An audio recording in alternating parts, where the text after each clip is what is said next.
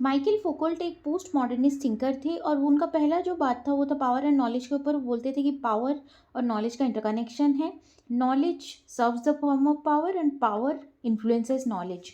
मतलब कि पावर के वजह से लोग कैसे अंडरस्टैंड करते हैं, कैसे परसीव करते हैं दुनिया को, वो डिपेंड करता है। और पावर नॉलेज कैसा प्रोड्यूस होगा, कैसे एक्सेप्टेड होगा, उसको इन्फ्लुएंस करता है। जैसे कि अभी बाबरी मस्जिद वाली जो मतलब टेक्स्ट था एनसीईआरटी में, उसको अल्टर कर दिया गया है। So the government which has the power to alter the form of education या फिर द फॉर्म ऑफ टेक्स्ट, उसने नॉलेज को कैसे लोग दुनिया को समझेंगे, कैसे दो लोग बाबरी मस्जिद को एज अ मोन्यूमेंट समझेंगे, उसको अल्टर किया है। Same government uses education, media and popular culture to change the view point of people. Discourse, discourse क्या होता है? ये मतलब एक system of knowledge and language होता है जो सेव करता है कि लोग कैसे सोच रहे हैं, कैसे बात कर रहे हैं। अगर हम मतलब कि किसी को फॉर्मल एजुकेशन नहीं मिला है, उसका perception about world would be very different जिस फ्रॉम द पर्सन जिसको फॉर्मल एजुकेशन मिला है। आर्कियोलॉजी एंड जेनियोलॉजी, आर्कियोलॉजी क्या है? आर्कियोलॉजी मतलब अंडरलाइंग जो स्ट्रक्चर्स है उससे मतलब कि वो गवर्न करता है हमारे नॉलेज और डिस्कोर्सेस को।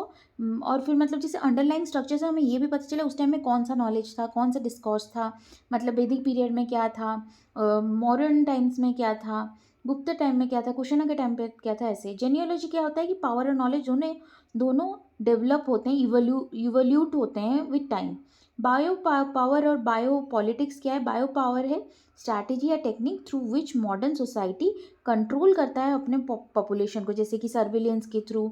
अभी देखते होंगे कि एप्पल आईफोन में या सर्विलेंस का इशू आया था, और मतलब कि सोशल मीडिया के थ्रू सर्विलेंस हो रहा है, मेडिसिन के थ्रू, सोशल इंस्टीट्यूशन मतलब कास्ट में मैरिज करेंगे ये सब।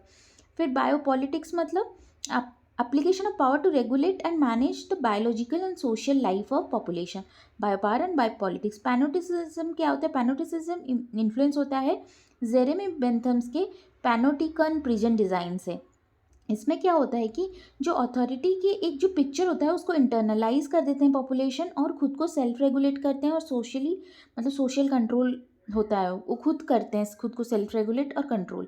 मतलब जैसे कि हमने देखा है कि नॉर्थ कोरिया में कैसे उनको उनके फ़ोटो जो उनके मतलब कि किम उन जो उनके फ़ोटो को मतलब कि पूजा करते हैं, कैसे मतलब कि उनको ही मतलब कि गॉड समझते हैं।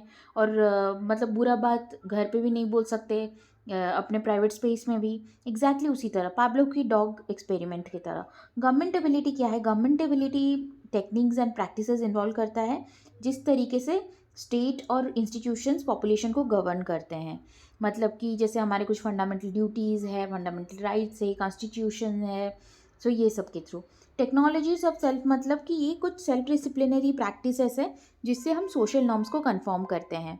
मतलब कि हम किसी को चोरी करने का मन करेगा लेकिन उसके नॉर्म्स वैसे नहीं, उसके वैल्यूज ऐसे नहीं, वो नहीं करेगा, वो खुद को सेल्फ डिसिप्लिन करेगा।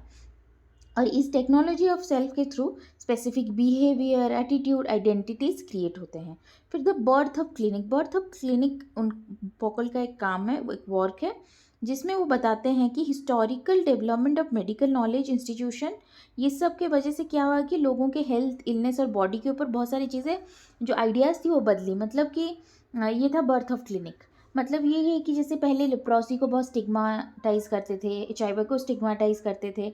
अब भी जैसे कि मेडिकल एडवांसमेंट के कारण उसको ऐसा स्टिग्मेटाइज नहीं किया जाता। पहले मतलब कुछ बीमारी होता था तो उसको बोलते थे कि भगवान आ गया है, तो ऐसा अभी उसको एक मतलब कि डिजीज़ की तरह देखा जाता है। तो एक अवेयरनेस फैला, इसी बारे में बताया फोकोल्ट ने।